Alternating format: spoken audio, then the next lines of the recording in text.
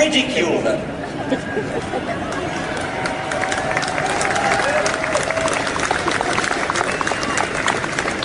In public.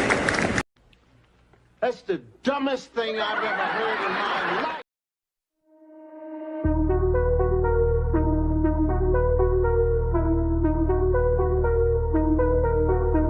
Atheism is the opium of fools. They lack simple logic, go back to school. Psalms 14:1 calls them fools. They worship scientists and brag all day. That they all day are related to grass and hay.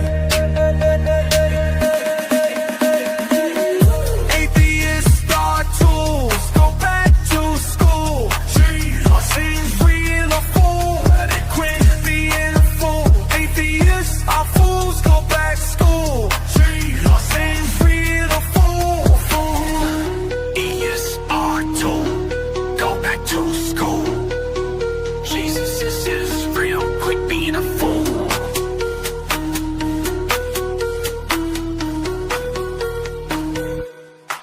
They have no basis for morality. They approve of the evils of immorality. They still kill and cuss without no fuss. They fail grade 1, so they ride the yellow bus. Atheists are tools. Atheists are tools. Go back to school. Jesus is really pitiful, pitiful.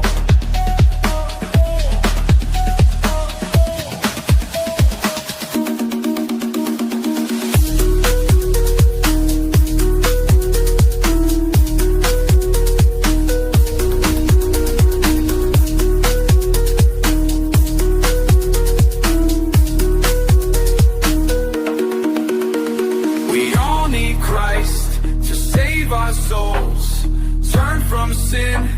It's time to grow. Ignore the night and embrace the day. Read your Bible and do what it says. Atheism is cool.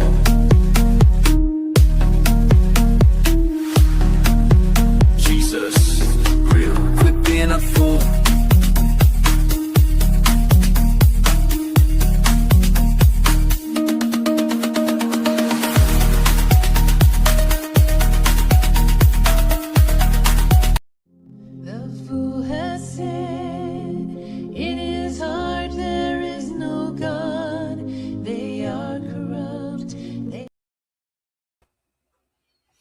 Hello, everybody, and welcome to another edition of Preaching to the Choir Ministries.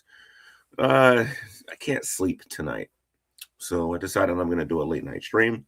For the people that don't get to see me, I guess during the normal hours, I get to do my stuff or whatever. But I got an interesting video for you guys here today. We're going to be talking about evolution versus God and God versus atheism. And let me tell you what I was originally going to call this video. What I was originally going to do, but I think I'm going to save that for like the daytime. And my original choice for a video was going to be, does atheism make you stupid?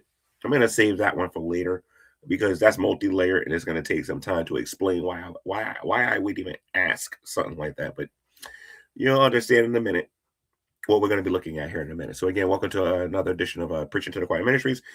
My name is G-Man, and we are going to have some fun tonight, at least for a little while. Until I feel a little drowsy and I can go to sleep. But I figure I do the Lord's work while I'm up. So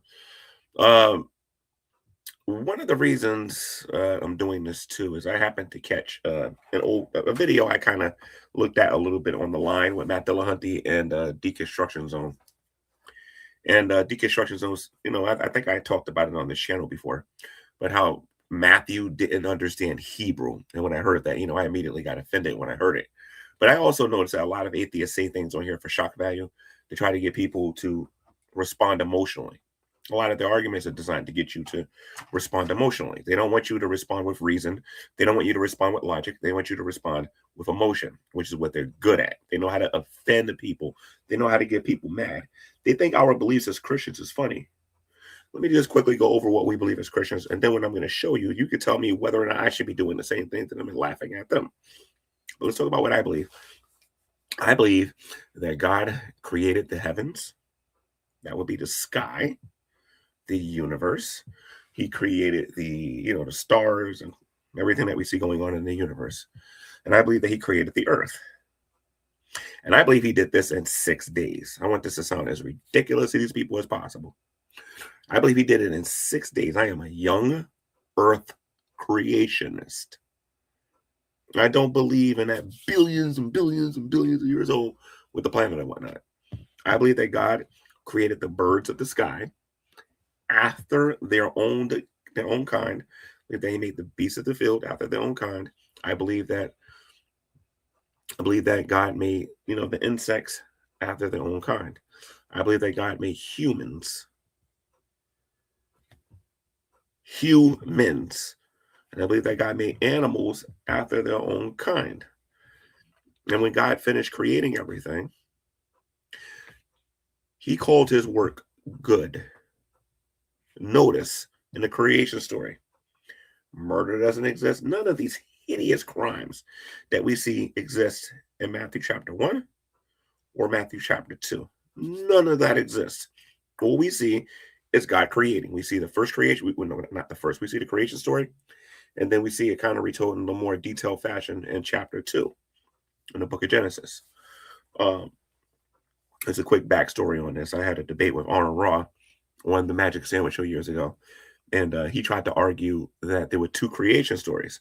And I had to explain to him that there was only one. Just one of them was just more in the first creation story. Well, the creation story was given in Genesis 1 and 2.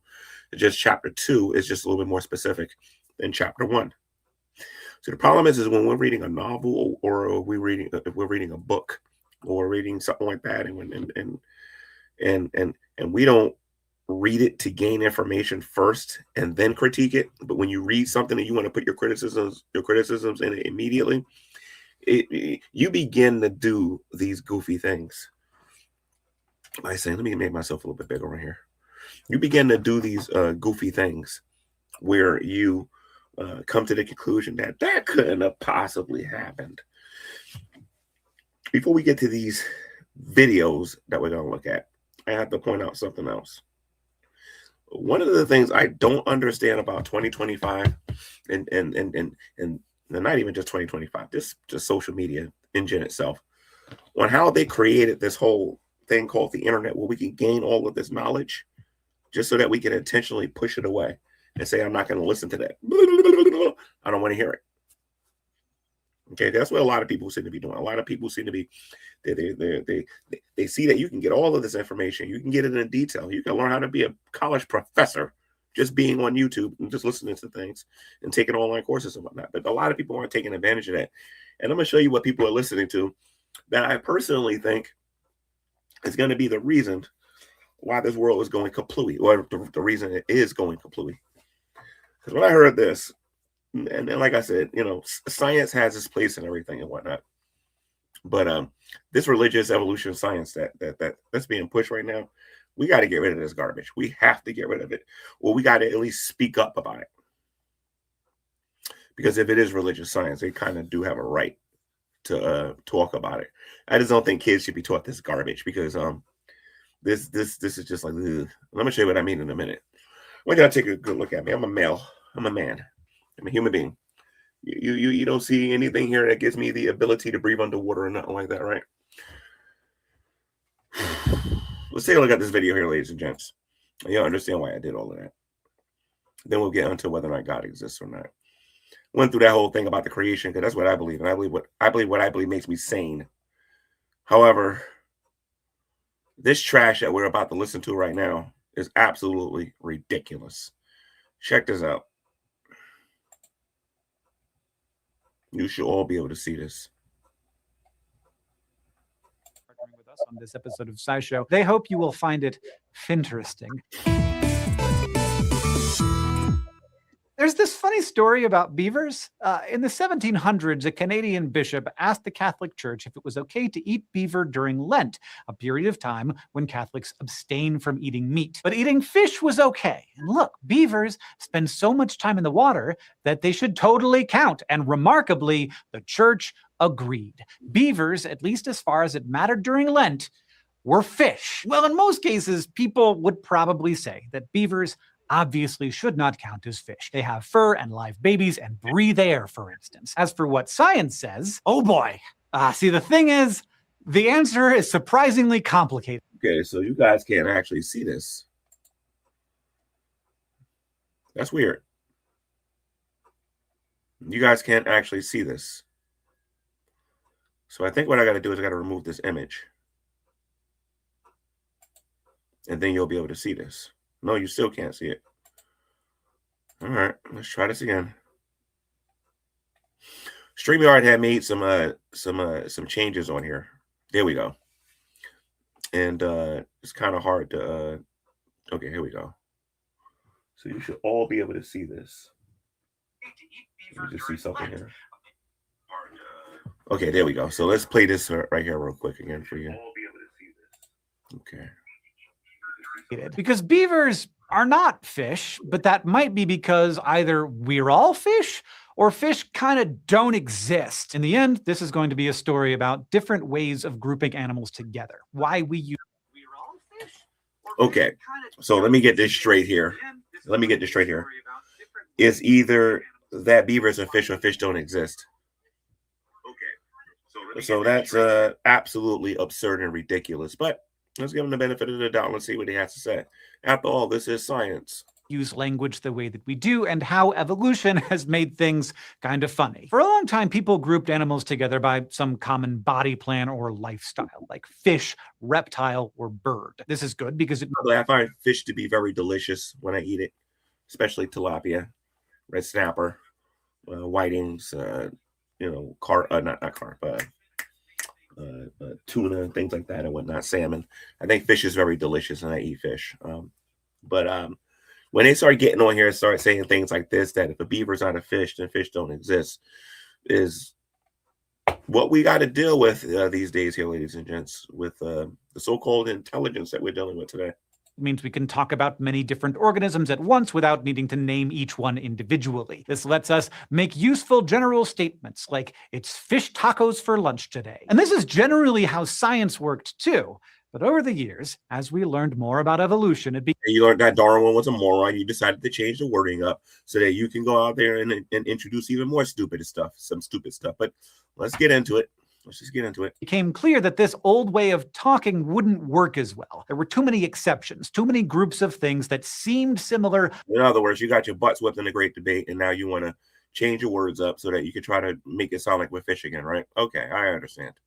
But weren't when you looked under the hood. Instead, we developed a new, more scientific way of grouping animals together called cladistics. In this approach, we sort living things into groups, or clades, that reflect their evolutionary history and how closely related they are. There's a couple of different ways to do this precisely, but a good example might be to say that rather than trying to define primates by things like opposable thumbs or big brains, instead, because you got your butt whipped on a great debate, and we showed you that what you're saying is utter nonsense.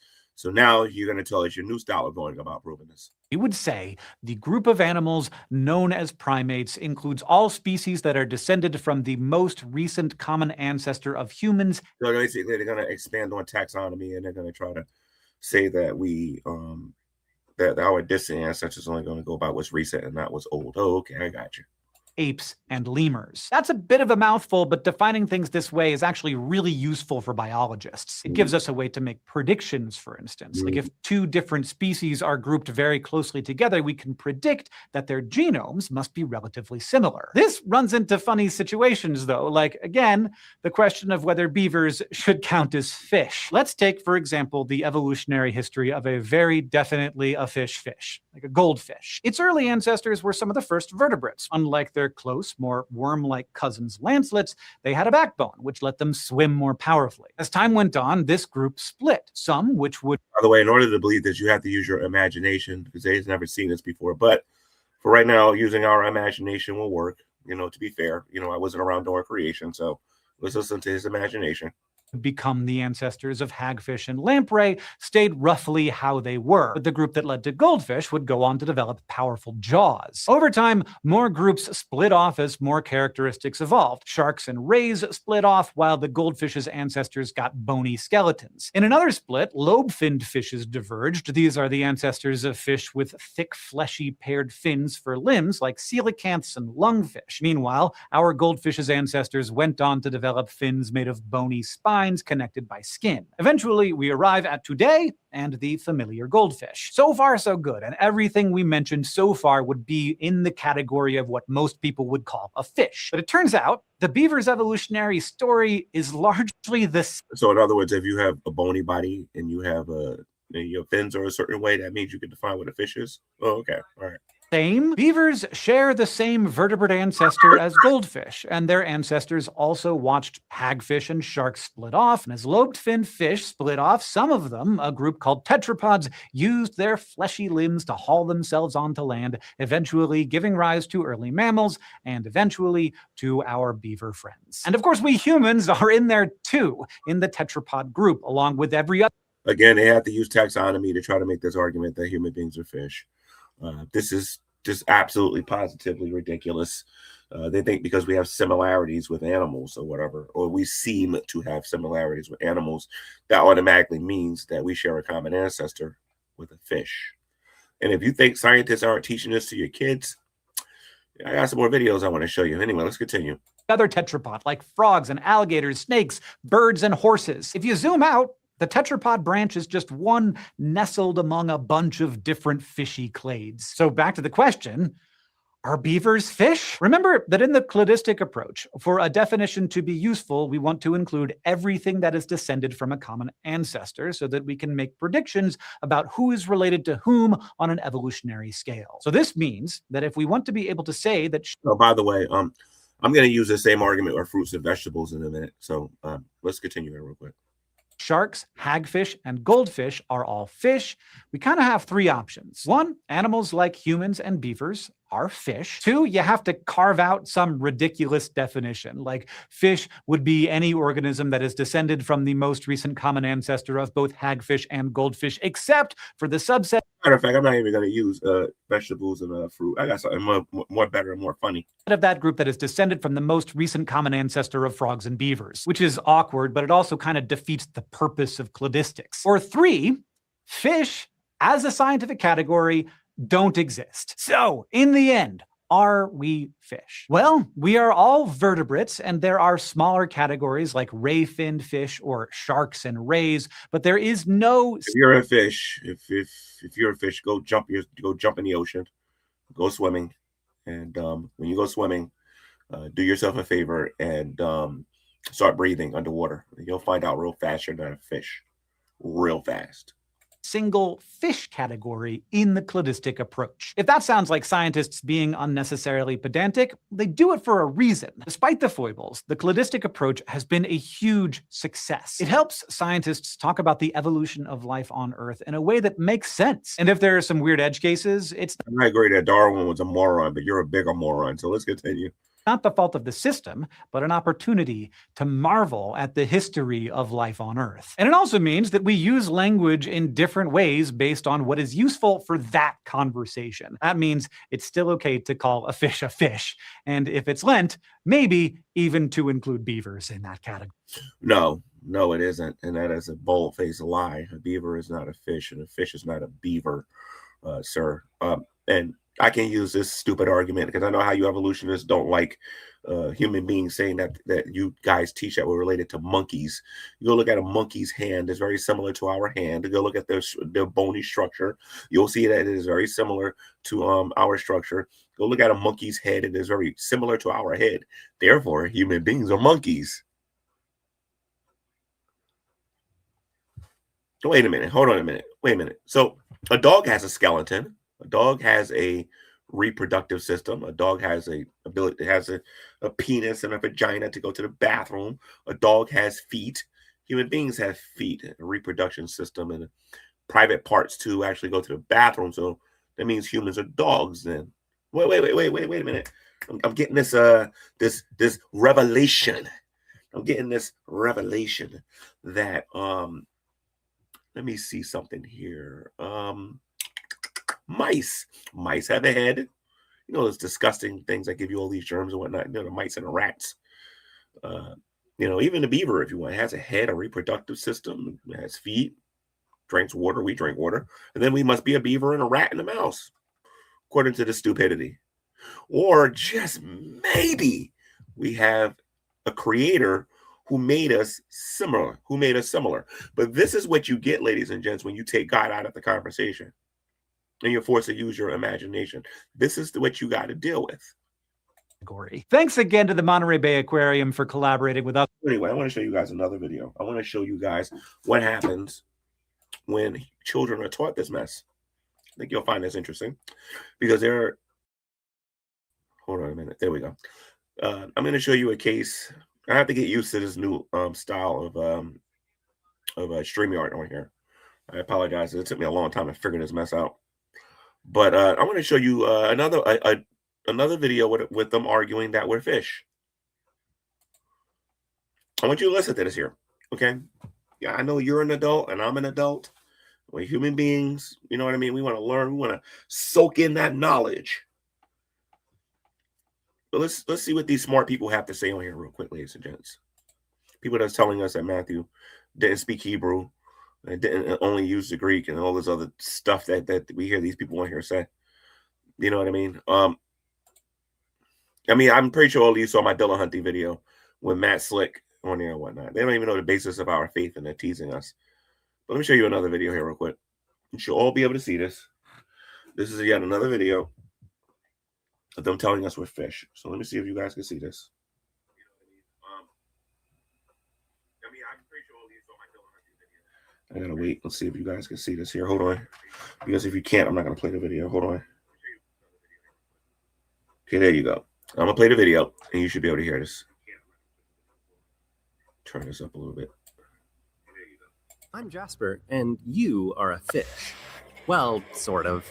Of course, you don't live in water, nor do you have gills or fins, but you are a fish. Okay, so you're a fish, but sort of. He's not 100% sure if you're a fish. You know? Anyway, let's continue. There is certainly something fishy about you, and it has less to do with physical appearance and more to do with evolutionary history and how we classify species. So, what makes a fish a fish? So again, this goes back to evolutionary theory here, okay? This is what your kids are being taught when they go to school. We contact your local legislators and let them know that this is what the kids are being taught, and this trash needs to be taken out of our school system. I'm just saying, you know, because this is just like, ugh. Fish. Well, traditionally animals were grouped together based on shared physical characteristics. But this traditional strategy of grouping animals came long before we knew about evolution. Evolution revealed that all animals are related by ancestry, and the more recently they share a common ancestor, the more closely related they are. This new understanding revealed flaws in the old grouping system. Sometimes animals that that means for years, ladies and gents, for years. Let me just translate what he's saying just here for a minute for you, okay? That means literally for years, evolutionists have been wrong about what they've been saying and telling you that the creation story has been wrong, right? But now that they got this new information, now all of a sudden, this is the better way to go about doing it. They're never going to win the creation evolutionist debate. And the reason why they're never going to win it is because it's just too easy to just smack this around. But let's continue to learn about why you, human being, that you're a fish. Let's just hear this. Look very similar are actually very distantly related. So today, scientists name groups of species using clades, which takes evolutionary relatedness into account. A clade is a group that includes a single most recent common ancestor and every one of that ancestor's descendants. In other words, they don't want to go all the way back to the single cell organism. They just want to deal with the recent people. And then that's how they're going to go about proving that evolution is true. Actually, it's going to make it quite worse for you, actually. But let's continue. An easy way to identify a clade is to cut one, and only one, branch off the tree of life. All of the species that fall off will... No such thing as a tree of life. It is something that was created by scientists to explain evolution to people. Anyway, let's continue. Form a clade, and all of the species within that clade are more closely related to each other than they are to any species outside of the clade. For example, let's look at the great ape section of the Tree of Life. We could cut here and have a clade for humans and chimpanzees. This shows us that we're more closely related to chimpanzees. Okay. And I would love to have a discussion with anybody out there who believes that we share a common ancestor with the chimpanzee. I would absolutely love to have a conversation with you, even though I've done it a whole bunch of times. If you want to talk about whether or not human beings are related to chimpanzees, because I think a lot of you think it's easier to prove that than it is to prove that we're related to a single cell organism or a tetrapod or something along those lines, right? But let's continue. Than gorillas, because gorillas are left out. But we could also go up a bit and make a cut that includes gorillas too. This is a larger clade, and it shows us that we're more closely related to both chimpanzees and gorillas than orangutans. So the whole evolutionary tree is actually a clade of clades of clades all the way down to the tips. In other words, you don't got to go all the way back to the single cell organism. Boy, these people will never give up. Anyway, let's continue. Figure out how we relate to fish. Let's pick two animals we currently call fish, say a By the way, for those of you who don't know, a fish is a cold-blooded animal. Anyway, let's continue. goldfish and shark, and first look at how they're related to each other. Now let's use our cladistic strategy and see if we can cut out a fish clade. To include both of these species, we'd need to cut the tree here at the Gnathostomata branch. Now let's add humans to the tree and see where we are. I can't wait till one of these little cocky atheists comes on here and try to argue this mess. I just absolutely can't wait. That's right, we're actually in the same clade as goldfish and sharks, because there's no way to separate humans from all fish without making more than one cut. So if we wanted to group all the animals we currently call fish together under a cladistic naming scheme, humans, and in fact all mammals, would also need to be part of that group. So is there... Or you could just say that God created the fish of the sea, and that because certain fish are in a different environment in the sea, some of their scales may have gotten bigger or smaller. Some of their scales might be different colors. Some of their teeth may be bigger and smaller, but it's still a fish at the end of the day. I debated this, and this is going to bring up some hurt feelings, but I debated this woman that's no longer with us. She was a Roman Catholic. Her name was Jade, and she tried to argue that we were. What did she say? She said that we're not that we are and we are not at the same time, breaking the law of non-contradiction by saying that that as a matter of fact, I got to go to her channel so I can show you. I think her stuff is still up there, and she attempted to respond to me, but she tried to say that we were an ape and not an ape, or we was a giraffe and we're not a giraffe because we're all part of the same taxonomic classification or whatever. But this is just utter nonsense, ladies and gents. I believe that God created, and this is why I talked about what we believe as Christians. We believe that God created the fish, and He created them after their own kind. Okay, so a shark will be a kind of fish. You would have, I know some people would say a whale is a mammal and it's not a fish or whatever because of the taxonomic classifications. But honestly and truthfully, I ain't got no problem calling a whale a fish, to be perfectly honest. And like you might have piranhas or whatever, but God made them after their own kind or whatever. You know what I mean? Or different types of fish, He made them after their own kind.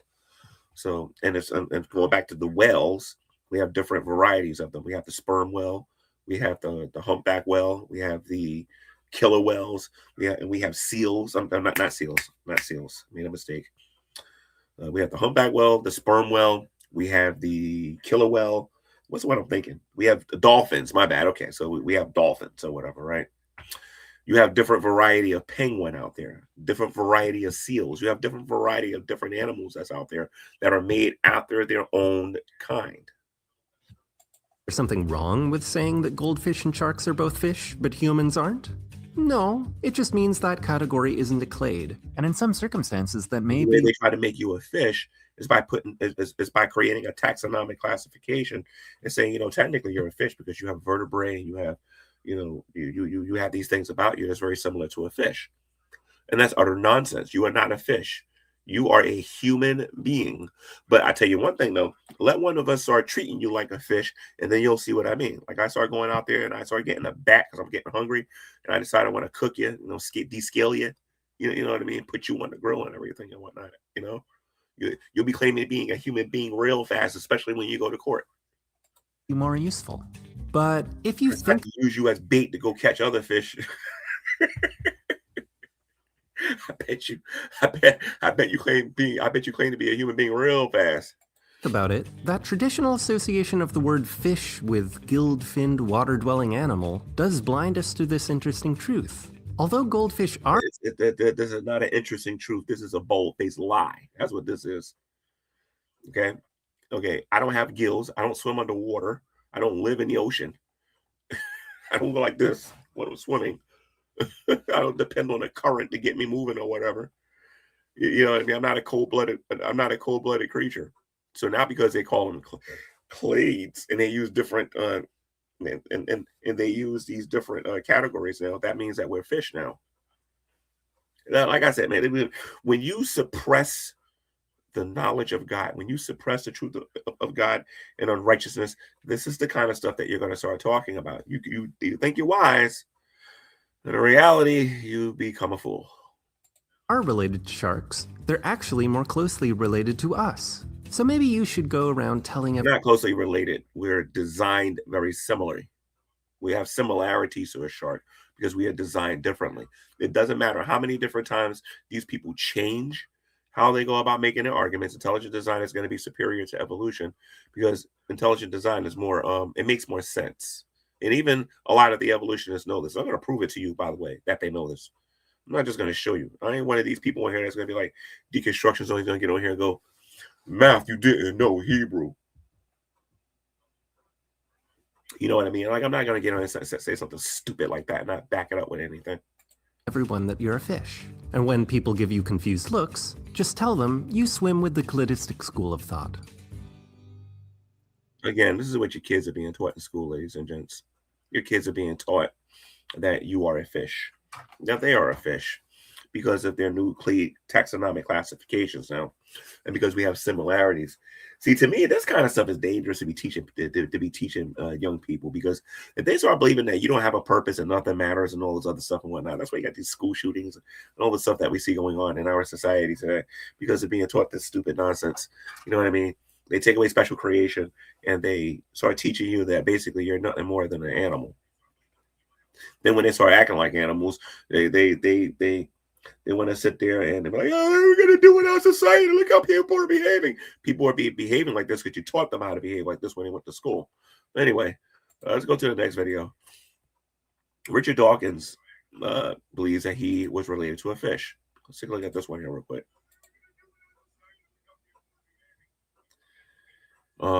Richard Dawkins believes that his great 185 millionth grandfather was a fish. This is a scientist, ladies and gents.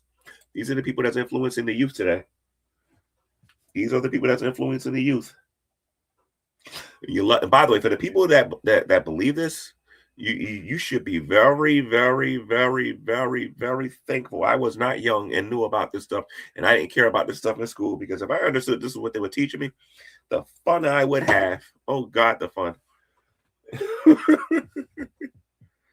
noticed that we're looking at lots of big stack of photographs, and this is actually an image taken, or a few images taken from Richard Dawkins's new book. And I wonder, actually, if you might explain the thought experiment behind these images. Yes, this is from my latest book, which is being published, I think, in 3 days' time, The Magic of Reality. And what we're looking at here is a thought experiment in which the reader is invited to take a photograph of herself, an ordinary picture postcard, place it on a table, then take a photograph of her father, father's father, father's father's father, you can do it mother, whichever you like, and then go on and go on and go on, stacking these photographs into an ever higher. And by the way, all of you can go out there and get your family tree. It's not difficult. As long as you know who your mother is and your grandmother is and who your great-great-grandmother is or whatever, you could probably find out every relative you've ever had in the United States. Or if you live in a different country, you could probably find out every relative you've ever had if you use your internet. And I promise you this, it will not come back as one of your relatives being a fish. Pile, and I arbitrarily decided that the pile should... Or a monkey or King Kong or an orangutan or anything like that. Stop after 185 million generations. So we've got 185 picture postcards, photographs. By the way, I invite everybody out there who want to call me stupid because I'm responding to what I'm listening to or whatever. I invite you to make fun of me and laugh at me. You want to know why? Because what I believe makes more sense than what this man's talking about. Of your ancestors stacked on top of each other. That's about 40, I think I worked out New York skyscrapers. No, I think it's even more than that. Then I imagine tilting it on its side. And so what you're seeing there is the stack of pictures tilted on its side. And you wander along. There's your proof of evolution, ladies and gents. Look at all these pictures. Earlier we looked at cartoon drawings. Now here we go with the pictures here. Anyway, let's continue. This great use your imagination. Bookshelf full of pictures, every now and again pulling one off. And the ones you see there are an archaic Homo sapiens and then a Homo erectus, which would have been our ancestor about 1.5 million years ago. Earth is only about 6,000, maybe 10,000 years old max. I don't know where you're getting this millions of years stuff from. But anyway, let's continue. What's interesting is that I asked the question, who was the first person? That's the title of the chapter. Every chapter in the book is a question, and every chapter in the book begins with a set of mythical answers, and then what? The true answer. I thought you guys didn't deal with myth. I thought you guys only dealt with what you can prove. Why do we got to use our imaginations when it comes to science? But then when we talk about what we believe as Christians, I believe in a fairy tale, or I believe in magic, as you guys say. See, this is the thing that a lot of people don't understand about people's faith and their beliefs. When you got a person that's attacking your beliefs as a Christian, saying that Jesus never existed, that God is a jerk, have you ever thought about the alternative? Now, we already know what they're saying about God is dumb. We're going to get to the second part of this video and actually get to that. But have you ever taken into consideration what they actually believe? Because when you do that, then you begin to understand why I believe that atheism is a competing religion at the end of the day, that they're just seeking to get followers. So the scientific answer. So who really was the first person? And I begin with a slightly paradoxical answer, that there never was a first person. Because every animal, every person ever born belonged to the same species as it. You hear that? You hear that? There was never a first person, because everyone who's ever born belongs to the same species. And then this is one of the reasons why, ladies and gents, why we bash evolutionists into the ground when we're talking to them about this topic. There was never a first person. And you're saying that because all of these different animals out there that have these very different species exist, then that takes away the argument that there wasn't a first person. Really? Very interesting. Absolutely absurd, but interesting. Parents. You can take that back as far as you like. And I take it back to 185 million generations ago. You turn over the page and you reveal that your 185 million great-grandfather was a fish. Do we have a picture of a fish here? It might even be there. And at first sight, it sounds paradoxical to say that your 185 million great-grandfather was a fish.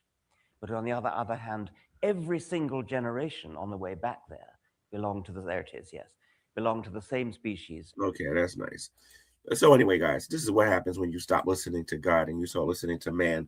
You just start saying a lot of stupid stuff. Go to the book of Romans, read chapter 1, start at verse 18, and you'll see what I mean. That they suppressed the truth about God for a lie, and they served and worshipped actually the creation rather than the creator. The fact that a man like Richard Dawkins can get on here and say something like that you can go all the way back in time. You know, if you have all of these pictures as high as the Empire State Building or even the World Trade Center, if it was still here, and come to the conclusion that you're related to a fish is absolutely ridiculous. They think because you see similarities, that means that you have to be family, right? Have you ever seen an Oreo cookie before, guys? These Oreos. I don't have his relative, because they came out of the same mama. You know what I mean? What if I showed you an Oreo and I showed you a Chips Ahoy? Are you going to tell me that they're related? That they evolved from the same from the same process?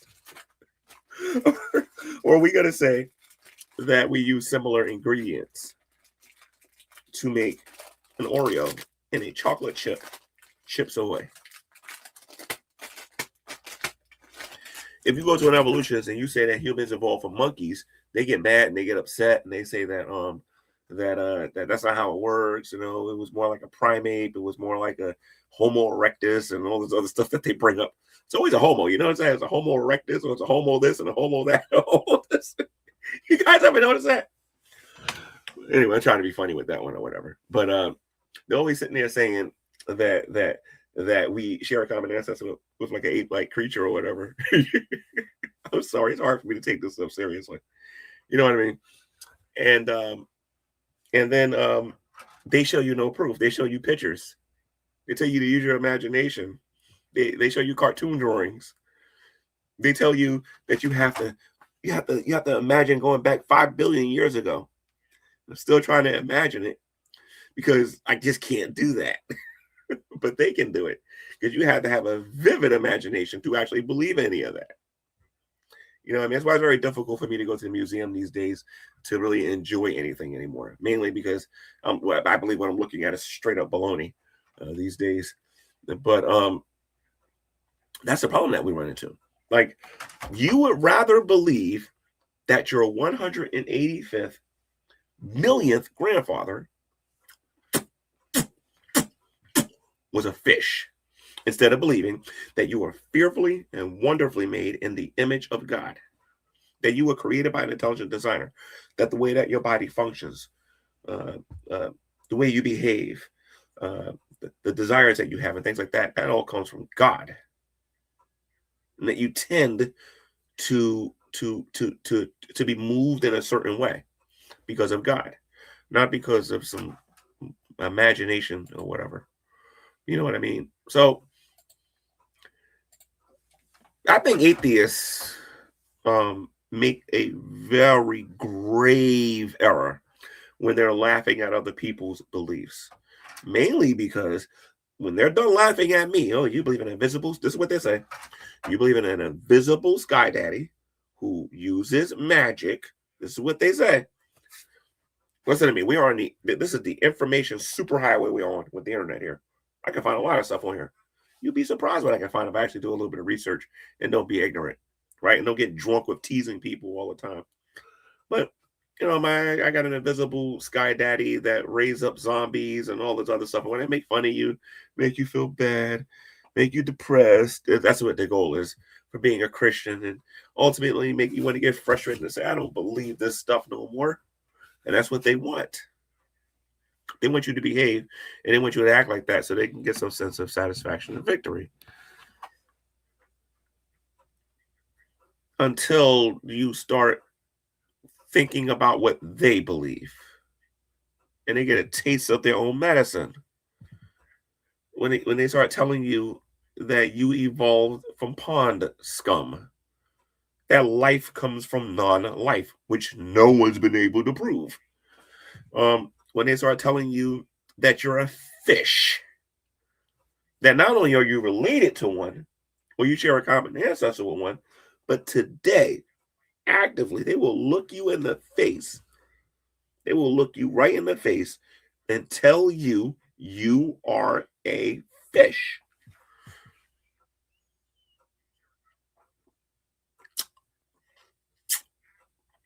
They will do it with a straight face. That you are a fish. God forbid one of these kids actually believe that and jumps in the lake somewhere and starts breathing the water, realizing they don't have gills and realizing that they ain't no fish, that they're a human. Can you imagine if all kids started doing that? Because a college professor or a teacher decided to tell them that they were a fish. It's a good thing we don't believe everything that we hear the first time. Because my God, man, the population would be done if we actually did. It's a good thing that we are a little skeptical about what we hear the first time when we hear it. You know what I mean? I think a little bit of skepticism is good to question things. But if you go out there and believe that you're a fish, you might actually go out there and do something stupid. You know what I mean? Evolution theory is just that, a theory. It's not fact. It's not what actually happened. It is It is the atheist attempt to try to explain the world that we're living in without God.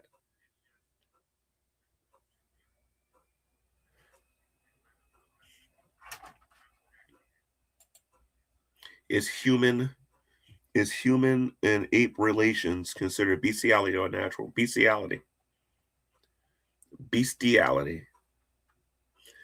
And if it's not considered bestiality, I would love to hear wait a minute, the reason why it would be considered bestiality is because if a human has sex with an ape, they can't produce any offspring, so it would be considered bestiality. It's just utter nonsense. You know what I mean? God said that the beasts of the field are the beasts of the field and humans are humans. We have the ability to do things that these animals can't. Okay? All right? And that is two reasons. Okay? We're able to do a lot of things that these animals can't. Okay? So, yeah, evolution is just merely man's attempt to try to understand the natural world that we live in. And it is a bad attempt. You know what I mean? It causes you to look at man and woman as being nothing more than an animal. Like for example, when you're listening to them talk about the topic of abortion, right? They will say that's not a baby that's inside you. That's not a human that's inside you. That's a zygote. Now, here's one of the biggest contradictions about the theory of evolution. They say because of relation that we are that thing, right? I'll show you how you destroy this evolution nonsense before you even get started. All right. Okay, so let me get this straight here. I'm related to a fish. Therefore, I'm a fish. I share a common ancestor with the fish. Therefore, I'm a fish. So when a woman gets pregnant now you're telling me that her unborn fetus is a fetus or is a zygote or whatever, right? It's not even human. But did that offspring, zygote or the whatever it is, little clumps of cells that they call it or whatever, did it come from a woman? Yes or no? Oh yeah, it definitely came from a woman. It's a combination of a woman and a man or whatever. And you're telling me it's not human? But I'm supposed to believe that I'm a fish? How does that work? You understand what I mean? This organism came from a woman. This zygote came from a woman. This clump of cells that they call it came from a woman. So by using their same arguments that they're using regarding the theory of evolution, they have to say that the clump of cells that is living inside of that woman is not a zygote. It is a lesser evolved human or a lesser developed human, a lesser developed human. Okay, but they don't say that. They say it's a zygote. They constantly contradict themselves to stay away from the concept of God. They are making this stuff up on a whim as they go, trying to refine their arguments just right, till they get the perfect argument where they can absolutely destroy us. But I'm going to tell you something that I'm going to argue until the end of time because none of them can stop it, besides what I did with the pregnancy thing. And that is, how do you get new anatomy from random mutations? Mutations is the mechanism. It's the mechanism of evolution. Mutation is supposed to be how evolution works. The teeny little changes that happens over time. Yeah, they get angry. They get upset. They have fits. I had a debate with Gutsit Gibbon and Daper Dinosaur and the rest of those guys. And I said, listen, how do you get new anatomy from random mutations? And you just see the anger radiating off of them. Go look at a modern day debate when I took on Gutsit Gibbon. They claim she destroyed me. Go take a look at what happened when I asked that question about how do you get new anatomy from random mutations. Go look at what happened. And you'll see exactly what I'm talking about. Evolution is a bedtime story for adults. Always has been and always will be. All right. Now, what about the issue of the existence of God? God versus atheism. Theism, the belief that God exists. Atheism, to be without the belief that God exists. Then that's probably the most accurate definition that I can give you. Except here's the thing. What if I told you that the very foundation, because you know everything is built on a foundation. A house is built on a foundation. A house is built on, if it's built on a strong foundation, it's built on bricks and it's built on cement and all of that and whatnot, right? A very strong, secure foundation. But did you know that atheism is built on a foundation? Atheism is built on a fallacy. I'm talking about one of their core tenets. It's a fallacy. Let me show you something here real quick before I show you what I'm talking about. Now, according to the new rules on how to do this here, how do I do this? Oh, no, I'm going to do all that. Let me show you something that somebody said on here regarding the theory of evolution. And I show this on here every now and then. Not recently, because I was dealing with the whole deconstruction zone stuff.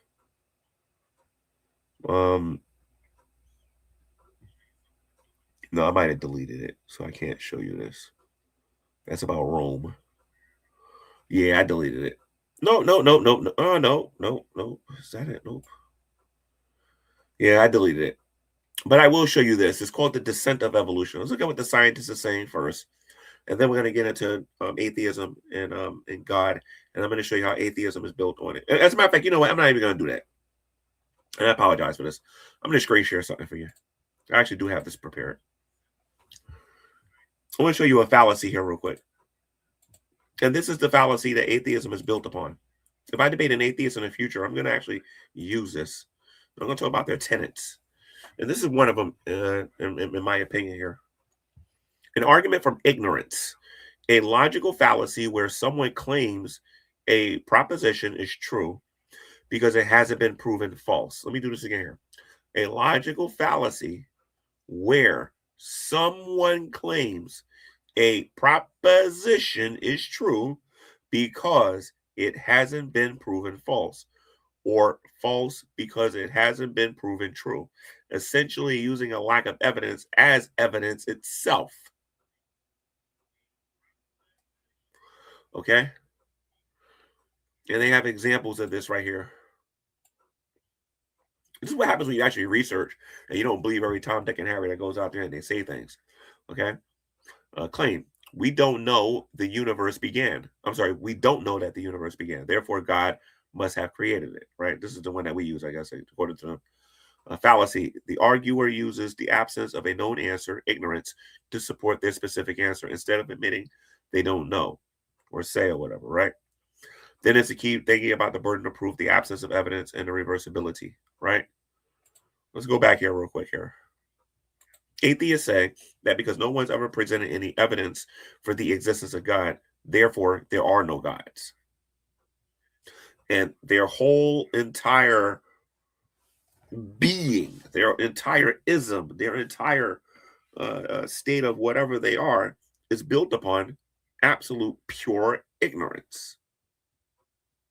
Okay? They think because no one's ever provided any evidence for something, therefore that thing can't exist, and their proof of that is the lack of evidence. And that is what atheism is built upon.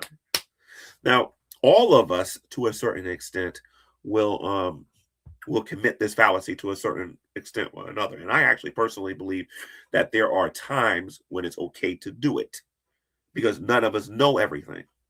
However, you can't build your entire belief system on the fallacy of ignorance. Okay? Where you're saying that God, and mind you, it's a Christian guy, because 99.9% of the time, that's what they're talking about. If not 100% of the time. They think that because the Christian God doesn't exist, therefore no other God exists. And their proof of this is no one's ever proven the Christian God. Listen to the definition that they give you for God. All powerful, all knowing, all loving. Epicurus. What God did he go after? He lived in a predominantly pagan world at that time. Right? Who was he going after? All powerful, all knowing, all loving. Everywhere at one time. That's how atheists are going about defining him. Right? They're trying to put the God of the Bible into a definition that they can use so that they can attack him.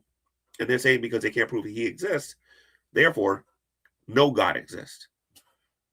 and it is a position of pure ignorance. All right.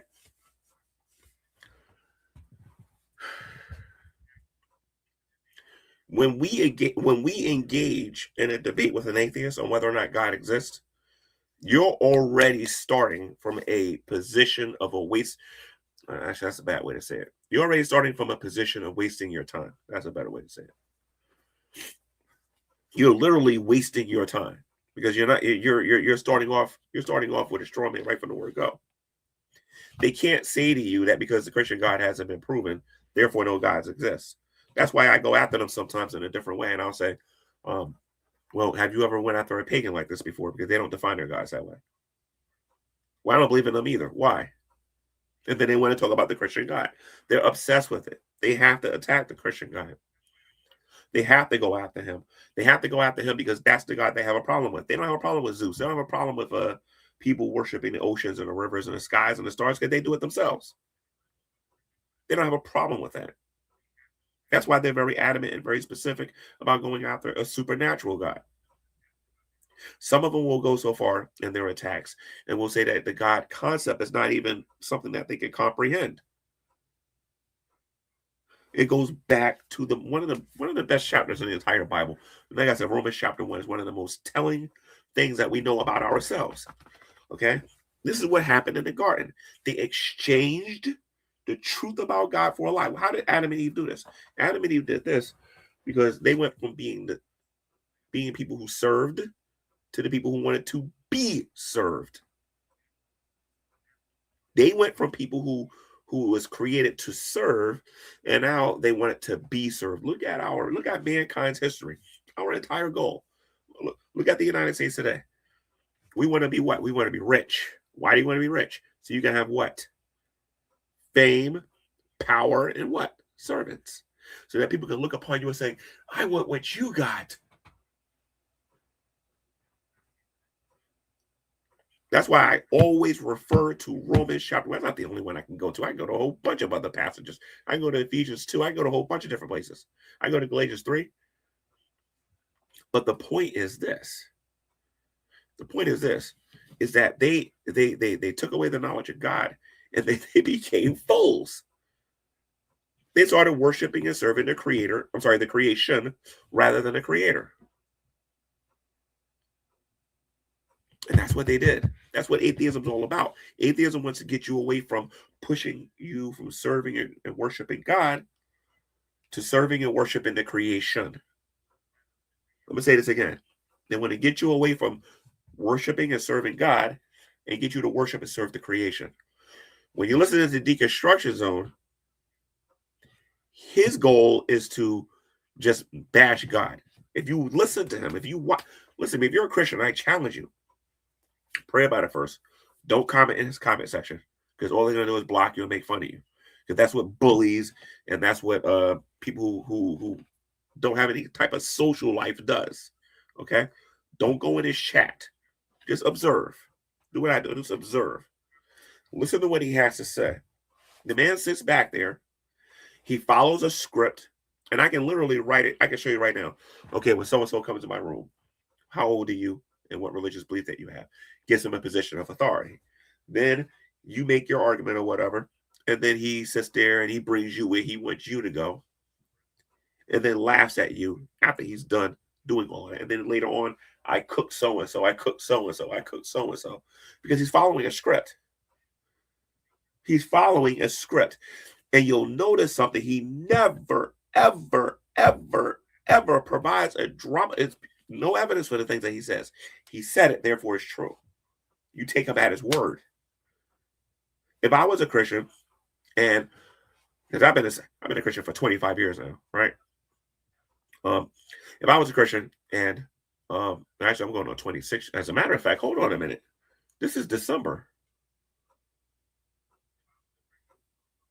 This is going to make 20. No. It'll be officially 25 years. I think the 24th or the 25th, I became a Christian. Wow. My birthday's coming up. In terms of like when I became a believer, when I became born again. But that's interesting. I didn't even think about that. Wow. Anyway, an epitome in the middle of all of this. But he sits back and he says these things, and people assume it's true. If I was gullible, if I really truly was gullible, I would listen to Deconstruction Zone, and I would get back on my channel without any proof and say, Matthew didn't understand Hebrew.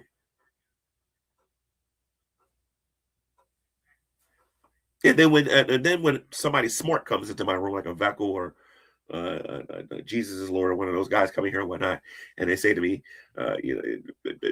G-Man, Matthew didn't understand Hebrew. No, he did not, because Deconstruction Zone said it. G-Man, can I see some proof of that? And then that's why you look stupid. That's why a lot of these atheists don't want to come into these rooms, because they don't want to be held accountable for the things that they say. Okay? You can say that in front of Matt Dillahunty because it benefits Matt Dillahunty for him to sit there and say that stuff. He can defend Deconstruction Zone by saying, well, we're not going to talk about that right now. We're going to stay on this topic. And he's not being held accountable. That's how he gets away with that garbage. Again, I'm going to keep calling him out. I'm going to keep challenging him till that coward brings his butt on his YouTube channel, and we'll see just how much he actually knows. You see what happened when Dillahunty went to the Bible Thumping Wieners channel. You see what happened. He didn't understand the differences in denominations. He didn't understand any of the things that Matt Slick. Now, if I was in that position, I know exactly how to answer him, because I'm not all puffed up and proud about the topic. I know to be lowly, that I must decrease and God must increase.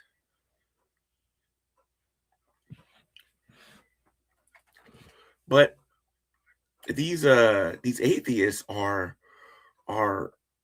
just bent on just pure and utter ignorance.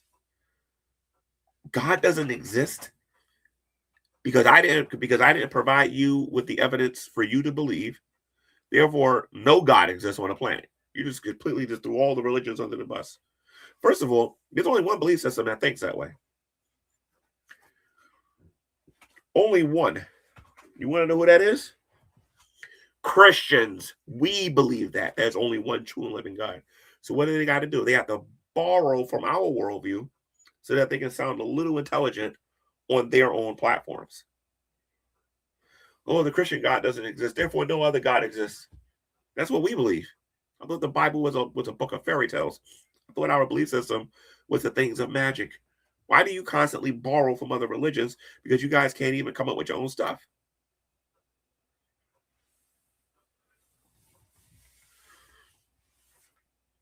When it comes to God versus atheism, it is an utter joke. Because the stuff that atheists got to use to try to prove that God doesn't exist is hilarious. First of all, they got to commit every logical fallacy in a book to try to do it. Okay? After they're done doing that, they got to, one of their favorite ones is arguments from ad hom, from ad homs, and or the ad hom fallacy. And that's when they start calling you names. Like, for example, if I bring up Kent Hovind said this and Kent Hovind said that. Kent Hovind showed and demonstrated that that this is the definition for evolution or whatever, right? Oh, Kent Hovind, look at what he did to his wife. Look at what he did to his kid. Look at that. What does I got? He ain't paying no taxes. What does Kent Hovind not paying taxes, having issues with his wife, got to do with the fact that he defines evolution a certain way? You understand what I'm saying? They'll sit there and try to argue that that because because they don't like God's character, that means he doesn't exist. Let me tell you something. The worst possible thing that can happen to an atheist if he gets on a platform with a Christian and it is a fair conversation. I truly believe these people get on Discord and say, whatever you do, don't go to their channels. Make them come to your platform and make fun of them. Don't give them a chance to talk.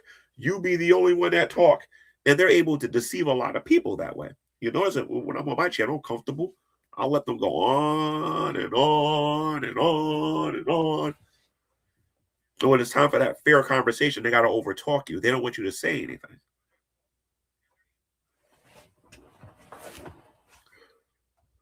Exactly, Chris. Chris says they steal from Christianity on the basis of morality and philosophy. Exactly. They got to borrow from us in order to even have a worldview. You can't tell me that because I haven't provided you with believable evidence, at least that's what you say, that the Christian God doesn't exist, therefore no other God exists. That's stupid. First of all, these other gods out here that we would refer to as idols or as being false deities, demons masquerading as angels of light, we have a legitimate argument on why we don't believe in them. Atheists don't. Well, there's no proof. If there's no proof, then why does basically everybody, including yourself as an atheist, worship something? I'm going to say this again. If that's true, that there's no evidence for gods, then why does everybody worship something? Even atheists worship something. They worship science. They bow at the altar of science because they think science answers everything. They're always telling us to give them evidence. But what kind of evidence? Physical evidence, philosophical evidence, scientific evidence? Like what do you want? Well, I don't really know, but convince me. Come on, convince me. I ain't got no life. Convince me. Come on. I ain't got no life. Convince me.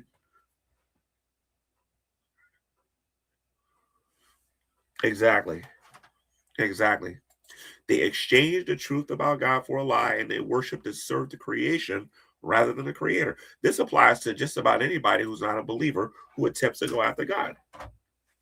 And I had a brother in the room called Dumsy Tree or something like that, I think he's called. And he pointed that out, how you can use that same verse for a whole plethora of people. But they exchanged the truth for a lie, and they served the creation rather than the creator.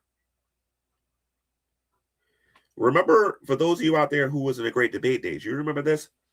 Don't let them use their Bible. Don't let them use their Bible. Don't let them. Now they're making these new atheists that we're dealing with here now are just completely dumb. Now we can go on our Bibles and we can use them because Deconstruction Zone thinks he's some type of scholar. And by the way, how many of you out there believe that Deconstruction Zone is a scholar and should be considered an expert on how to interpret Scripture? How many of you actually believe that? They believe that if you have a master's in divinity, then that means that you're a scholar. Let me show you what college-educated people say about evolution before you answer that question. I'm skeptical of the claim. I'm skeptical. I'm skeptical. Yes, I'm skeptical.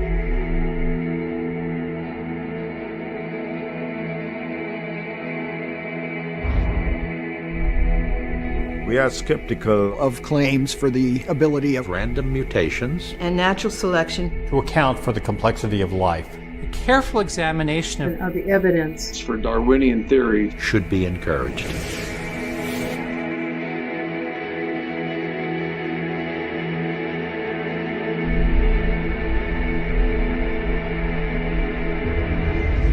skeptical Of claims for the ability of random mutations and natural selection To account for The complexity. the complexity the complexity to account for the complexity of life. careful examination Examination of the evidence for Darwinian theory should be encouraged. If you're going to make an argument that because somebody has a degree, that automatically makes them right about the things that they're saying, then why do you believe in the theory of evolution? Because all of those scientists, and some of them happen to be biologists, they're biochemists, they're chemists, and various different. If they're saying that they're skeptical about the theory of a Darwinian evolution, then why aren't you skeptical about Darwinian evolution? If all it takes is a degree to get somebody to believe this that comes out of somebody's mouth. I can get somebody on here who happens to have a degree, who went to school, who doesn't believe in atheism. Why don't you listen to that person? You can't use the argument that because somebody went to school, that makes them a scholar. So I'm going to ask this question again. If you're an atheist, how many of you actually believe that man's a scholar?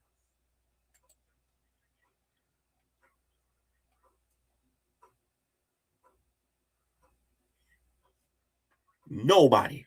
I only got 5 people watching, but nobody on this channel right now believes that Deconstruction Zone is a scholar, because you know what the second question is going to be. The backup question, the following question is, if he's so much of a scholar, why is he running from people who don't got degrees? I'm just saying, I don't got one. The Apostle Peter didn't have one either, but the leaders of Israel concluded the reason why Peter was preaching the way he was preaching was because he was with Jesus. Just because you got a degree doesn't make you right. How many of you would want to see Deconstruction Zone debate James White on whether or not Matthew knew Hebrew or not? How many of you will want to see that? How many of you will want to see James White debate Deconstruction Zone on whether or not Matthew knew Hebrew? Do you want to know why I would love to see something like that? Because James White teaches Hebrew. See, these atheists make the grave error believing that we're dumb, that we don't know anything, and believing that they can just walk into any conversation and think they're just going to walk all over us, and it doesn't work that way. James White is a bigger, more influential person on this planet than Deconstruction Zone could ever dream to be. When James White says something, it affects things. Now, I'm not a Calvinist. I don't necessarily believe everything that Calvinists say, but I'm going to tell you this. I recognize when somebody knows what they're talking about. He won't say that to a James White and say, well, Matthew didn't understand Hebrew. I don't know if you guys remember this when the Black Hebrew Israelites from the GOCC, which I'm still embarrassed as a black man to this very day. He went in there and he debated James White. And I'm thinking he's going to make a point here. And James White absolutely buried him alive. It was so humiliating. I think they lost a lot of members of the GOCC after that. You can't walk around here pretending that you know all this stuff and you don't know. You don't know.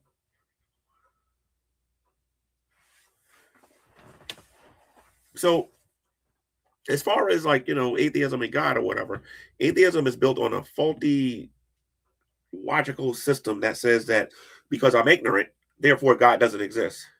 I'm stupid, therefore God doesn't exist. I'm a fool, therefore God doesn't exist. It's built on the logical fallacy of ignorance. It's an argument from ignorance. Oh, I can't prove the Christian God don't exist, therefore no God exists. No. They try to argue that because we can't convince them, that we can't provide them any evidence for the existence of God, that's evidence in of itself, that somehow means that that atheism is accurate and correct. I love what Shaka God said. Shaka God said in one of his latest videos, the reason he's a Christian is because no one has been able to prove that atheism is accurate and correct. And they won't even try. They won't even try.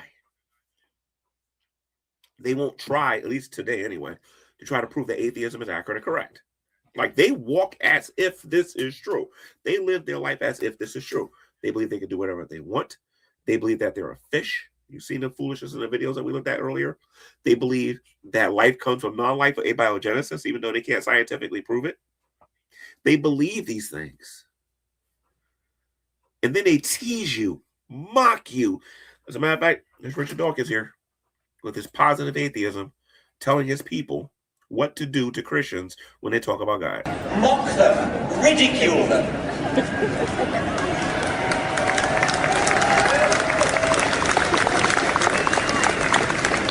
In public. Don't fall for the convention that we're all too polite to talk about religion. Religion is not off the table. Religion is not off limits. Religion makes specific claims about the universe which need to be substantiated and need to be challenged and, if necessary, need to be ridiculed with contempt. Okay, so if it's okay for you to do that to us, then when you go around saying that we're fish and that we share a common ancestor with Bigfoot, and you say we share a common ancestor with Godzilla and popcorn and potato chips, that my distant cousins is Campbell's soup, you know what I mean? You start saying stupid stuff like this, you better believe I'm going to start asking you to show me the proof. Now, I want to introduce you guys to a word. All right? I'm going to let you know here in a minute. Hold on. I want to introduce you to a word here. I talked about this in my documentary video with talking about Matt Dillahunty. I want to show you guys something here, because this is what atheists do. For the people that made it all the way to the end and you don't know about this, you're about to get this little gem, okay? Okay, if you're an atheist and you're watching this, you should be ashamed of yourself. Let me show you something here, because this is the strength of atheism. It ain't Christians' ignorance. It's your ability to deny. Denialism.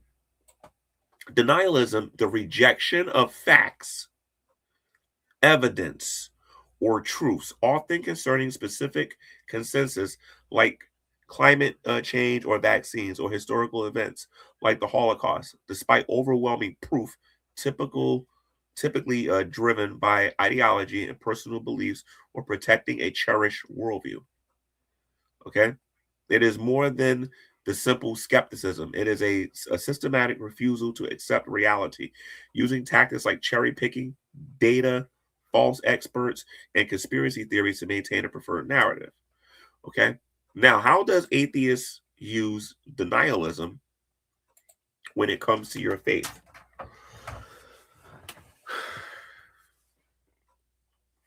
They will tell you Jesus never existed. That's the premise. The premise is Jesus Christ never existed. Never existed. That's a premise. You will provide them. Historical evidence from skeptical sources, from secular sources, not skeptical sources. Well, yes, skeptical sources, secular sources. You will give them the Bible. You will give them philosophical reasons. You'll give them historical proof that Jesus of Nazareth was a real person. And the person that masters this ability to deny everything will tell you, remember that premise that said that that Jesus never existed. We did not show any evidence, therefore Jesus never existed. Showed you history, showed you secular sources, I showed you science, I showed you all this other stuff that Jesus existed. But he doesn't exist because I didn't provide you no evidence. And then they change it up. Listen, they change it to this. Jesus never existed because no one's ever given me convincing evidence that Jesus existed. Therefore, Jesus never existed. So they change it to convincing. Now, here's the slippery slope with convincing. As long as you're the judge and you're not held accountable to the things that you say, you can deny that all day long. I can go into a room, for example, right, and be a denialist. And the atheist can have a pack of cookies. And they can put it right there on the camera. G-Man, am I holding a pack of cookies? Nope. That's peanut butter and jelly. Nope. That is peanut butter and jelly. I refuse to believe this is a pack of cookies. This is a peanut butter and jelly. That's what atheists do when you actually provide them with evidence. If you don't catch them in a logical fallacy, or you don't catch them vehemently with something, that's how they're going to behave. So it's not that you're not providing evidence for them. What you guys are getting caught in is the denialist trick, and we all been through it. Every last one of us have been a victim of that, which is why I kind of like went from evidentialism to presuppositionalism, because when you use the two, it just gets on their nerves. You know what I mean? They don't know what to do with you because they can't plan for both without contradicting themselves. Okay? So they just deny. Well, I never saw it. It never happened. That event never happened before. Then there's sneaky ways that you can go about showing them that that person existed. Or, like, for example, well, I actually have more evidence for Jesus Christ than I do William Shakespeare. So, by the way, your thinking is that I should believe that William Shakespeare is not a person? He never existed? How would I sound if I went to a major university and I said William Shakespeare was never a person? I'll take it a step further. I have more proof that Jesus existed than I do Napoleon. Are you going to tell me that Napoleon never existed? Based on that, because that's what they're doing. They're not being honest. They're denying. It's called denialism. That's what Dillahunty does. Dillahunty just denies. He just denies. That's why it is essential. The reason why Matt Dillahunty got embarrassed on the Bible Thumping Wingnut channel, because he went on a Christian channel. And he was asked a direct question. He kept saying he had 25 years. Matt Slick was a genius. Check out that full discussion he had with him. He was a genius dealing with him. An absolute genius. I love Matt Slick. And the reason why he was a genius is because Matthew Hunt, on 2 separate occasions, said that he studied Christianity for 25 years. He studied the faith for 20, what was it, 25, 20, 25 years. That means Matthew Hunt has been studying longer than me. He still doesn't know what a slave is, but it is what it is. But he's been studying it for 25 years. During that time when he spoke to Matt Slick. 25 years. And Matt says, I'm more than qualified. Now you're talking to a real person who has actually graduated and has a paperwork to show you that he actually went to school. And he asks him some basic questions. Like the atheists will come on here. It was stupid for God to kill his own son and all this other stuff. Really? Can you explain the atonement to me? I don't know what the atonement is, G-Man. I don't care what the atonement is. But you just attacked the atonement. When you sat there and you said that God killing his son, which is what they say, not me, that God killing his son was stupid, but you don't know what the atonement is. There's something that's not adding up here. They couldn't Google it fast enough, I guess. They couldn't read it fast enough.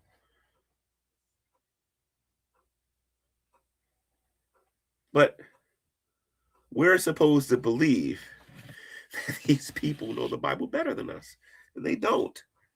We have to get them on our YouTube channels, because when that happens, when we get them on our YouTube channels, they are forced to answer questions. They are laid bare for everyone to see what they know and what they don't know. I'll give you a quick story. Told the story on here before. As a lot of you know on here, I met a lot of these people in person. I met JD Kane, Dragnet, and all those people in person. JD Kane, this guy likes to debate all the time. So me and him happened to get into a discussion about Jesus being Jesus or something in the Bible or whatever. And I started asking him the same questions, the same way I'm talking right now to him in person. He says, G-Man, I use my computer. I don't have my computer right now to be able to answer. It was absolutely hilarious. It was hilarious. It was hilarious. They try to make it sound like they're so smart. But in reality, wow, my eyes are going down. What time is it? It was absolutely hilarious because he admitted that he needed this computer in order to be some type of expert on the Bible. This is the same guy that said the word Christian did not appear in the Bible. They shades ate him alive on that one, man. That was funny. That was hilarious those days, man. Those days were hilarious because if you made a blunder like that back then, your reputation was destroyed. Because there's no great debate today. Like there's no community like it used to be. The consequences aren't so severe. So Deconstruction Zone can literally sit in that chair and say Jesus spoke Russian and nobody will hold him accountable. Nobody. You couldn't do that back then. We would be all over him. We had hangouts every single day. I said, listen, you hear what this guy said? Check this out. And we also busting out laughing. He spoke Russian. Spoke Russian. You know what I mean? Like something like that would get you ousted off of YouTube real fast for saying something dumb like that. But they can get away with saying that stuff now because they're not being held accountable. Matthew didn't understand Hebrew. Jesus never fulfilled any of the messianic prophecies. What? How do you explain? I'm right because I say I'm right. He's his own. He's an authority unto himself. A thing, according to the scriptures, a thing is established between one or two witnesses. There's got to be somebody out there that agrees. A lot of you saw me call the atheist experience. This guy told about he had some scholars, and one of his scholars was Deconstruction Zone. What's that guy's name? Jeff? No, it's not Jeff. I forget his name. But he was sitting there and he said that Deconstruction Zone was his scholar. I said, that's a false teacher. That guy don't count. He's a heretic. And if Deconstruction Zone came in here right now and said that he was a true, I said, no, you're not. You're a heretic. You're a false teacher. You're a child of the devil. I'll tell him that so fast he won't even know what happened. Because I'm one of these people that when I know that you're teaching, I don't care what friends, I will reject you so fast you don't know what happened. Not personal. When it comes to me and Jesus, you're a false teacher. Period. And I'll do that with the quickness. You know. Unless the Spirit of God tempers me. But anyway, I'm going off on a tangent. Point of the matter is that they use denialism to try to convince you that you didn't. It's actually a form of gaslighting if you actually think about it. It's actually a form of gaslighting because they're sitting there telling you that you did not just provide them with evidence. Like if God was standing right next to me, they can literally tell you that God doesn't exist. That's not God. How do I know I'm not living in a vacuum? How do I know I'm not living in the matrix? How do I know I'm not hallucinating? But these are the kind of things that they will say. Satan has raised these people up to waste your time on certain topics. That's why people like Satan Brudicates is needed. People who are Calvinists that uses the presuppositional argument are needed because you need those brothers and sisters that's going to go out there and say to people that without God you can't make sense out of your worldview.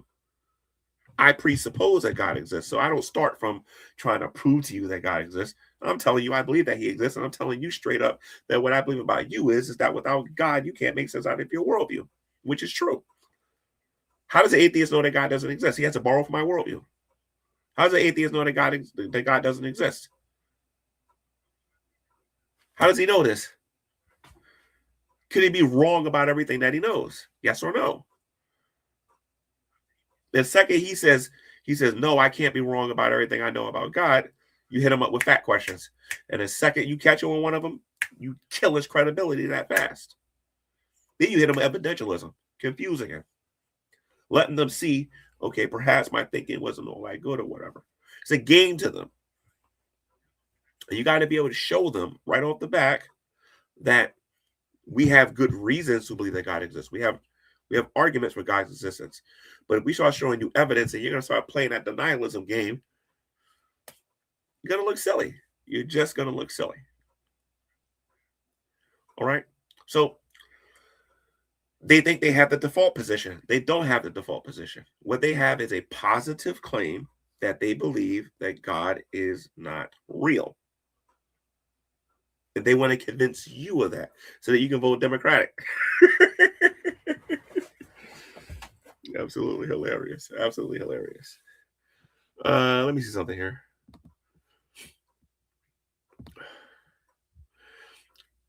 I think I showed you guys these videos already, and I'm getting kind of tired. But I do have a video here where they try to use the problem of evil to prove that God doesn't exist. As a matter of fact, because evil exists, it actually proves that God exists. You want to know why it does? You want to know why? Because opposites can exist. Without good, how the heck do you know what evil is? I'm asking this question again. Have you ever thought about this? Without evil, how do you know that good exists? And then remember this now, my worldview, I believe that God exists, right? I love what that guy, the atheist experience, attempted to do with me. Okay, when he tried to sit there and say, this is the world with God and this is the world without God. If God is in my worldview and someone gets murdered, it's wrong. But if God is not in this other person's worldview and somebody gets murdered, is it wrong? Absolutely not. Because you have no basis to tell me what is right and what is wrong. They hate when you say that to them. You saw how they lost their stuff on the atheist experience. Absolutely hilarious. Y'all should have seen my face. I was laughing my butt off. But anyway, they will try to argue that I lost my train of thought. Okay, so they will try to argue. They would try to argue that that their worldview without God makes sense, and we try to argue, and we do argue that our worldview with God does make sense, right? They got to borrow from us in order to make sense out of their worldview or whatever. But the point is that I lost my train of thought. I forgot what I was gonna say. Can somebody help me in the chat before all that brain fog happened? Can somebody help me in the chat, please? Tell me what I was leading to. Completely forgot, man. I had a point. And I just forget. I'm just tired, man. I'm making myself finish this. Oh, boy. But anyway, with God being in my worldview, I can make sense out of murder. I can make sense out of all. Oh, now I remember. It was with the problem of evil. My bad. Now I remember. It was with the issue with the problem of evil. right? So if evil doesn't exist, if good doesn't exist, how do you know what evil is, right? With God in my worldview, I have a good God that has given man free will, and man unfortunately chose to sin against God. He chose to do something that would be considered evil because he was manipulated by the serpent in the Garden of Eden. Okay, in the atheist worldview, what's good and evil? What's good? Let's start off with that. In the atheist worldview, what is good? All of us are animals. We're little bunnies in the field. What exactly is good? What is evil? Have you guys ever seen what happens in the animal kingdom? You ever see a cat in heat? And how the girl cat wants a male cat to jump on them, but then don't? You ever notice that a cat has to actually violate the other cat in order to get that cat pregnant? You guys ever notice that? Is that considered good or evil? Have you ever noticed that in the animal kingdom that when a lion is hungry, a lion will find a baby, an innocent baby deer, and it will catch it. That baby didn't do anything. It didn't deserve to die. And that lion will get that baby deer and will rip it apart and eat it. Is that evil or is that good?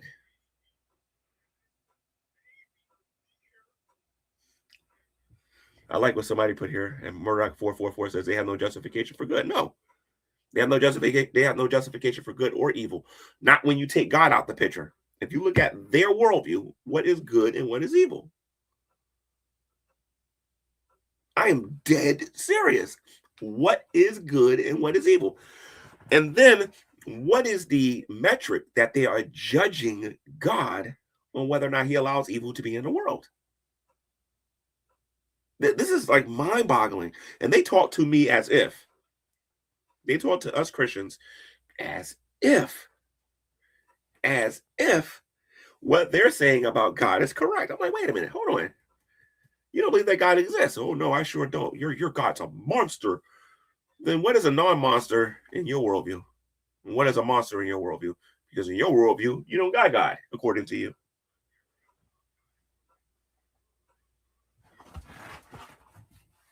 Explain. Over here, I totally understand good and evil over here. Totally understand it. Over here, I don't. Explain to me good and evil. Well, when you help a lady cross the street, how is that good in your worldview now? Why should I even waste my time doing something like that? No law saying I got to do it. So why do I? Well, it's a gentle thing and it benefits. No, it benefits me because I want to make my ego get bigger. That's why I helped that lady cross the street. How is helping an old lady cross the street a good in your worldview? Well, if you see somebody hungry and you feed them. No, I just want to be able to do that so I can go to my friends and brag about what I did. In their worldview, there is no such thing as good and evil. Not with the way these atheists present themselves. So, and then we let these people judge God and we let them judge us. As I say, you can say whatever you want.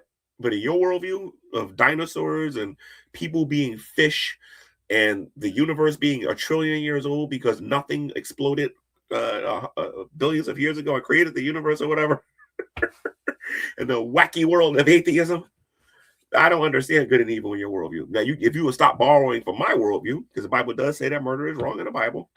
The Bible does say that stealing is wrong in the Bible, even though they're against that. One day, one of you got to call Deconstruction Zone and ask him what he thinks about Exodus 20. I am dead serious. Call his show one day. Be like, Deconstruction Zone, what do you think about Exodus chapter 20? The 10 Commandments. The last 7. What do you think about them? I guarantee you that devil will criticize, but then call God those very things later on. Your God steals, your God kills, he seeks to destroy. Utter nonsense. Utter nonsense. I think it's something that we need to take into an account when we're dealing with them. So, guys, I got to get me some sleep before I got to get up and go to work. I hope somebody got something from this video. I'm going to speak more on this topic in the future. I got to get back to my series on God is not immoral. I actually got to start dealing with the global flood, and I actually want to deal with is it hell or was it slavery? I think I did slavery. I think I still got to do slavery. I think I got to do. I still got to do the flood. I have to do the Canaanites, and I have to show you guys what they were actually doing in Canaan. I got to talk about the Moabites and all of them and whatnot, because they think it's wrong for the Israelites to go in there and do what they did. Do a little bit of history to show them they don't know what they're talking about. I think that'd be cool. And we'll do that. And by the way, I'll end the stream with this. A lot of you atheists wrongly believe, Christians, let me finish. Just let me say what I got to say and you'll understand, okay? A lot of atheists wrongly believe that God is a God of love. Notice I didn't give him any other characteristic. I just said love. There is a God of love. It's called Cupid. Make you fall in love with everybody.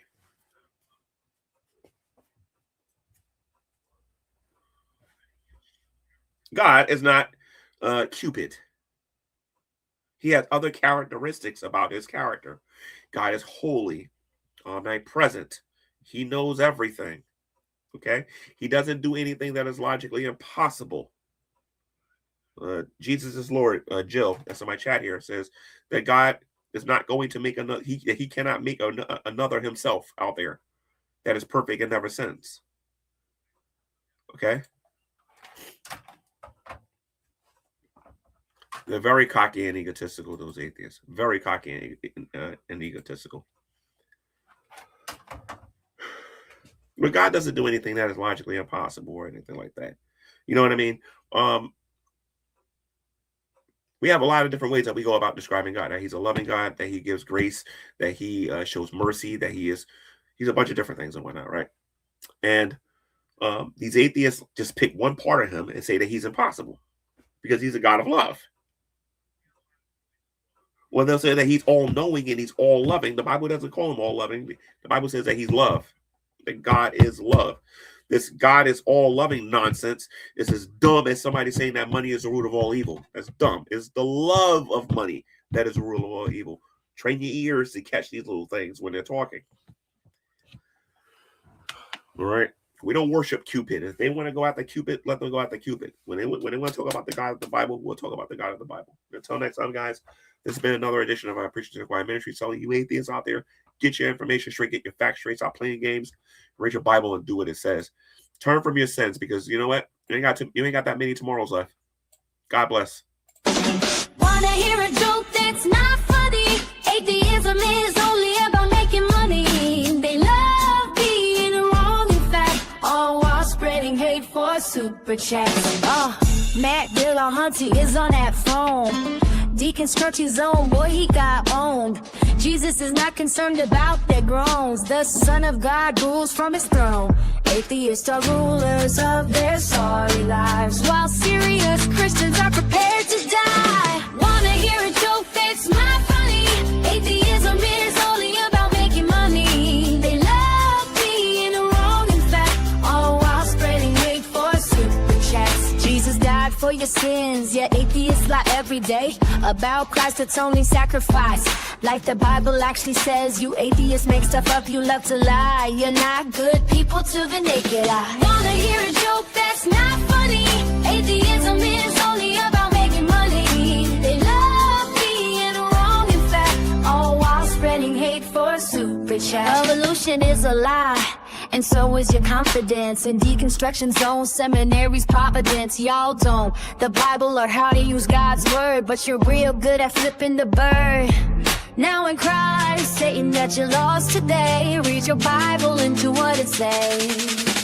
Wanna hear a joke that's not funny? Atheism is only about making money.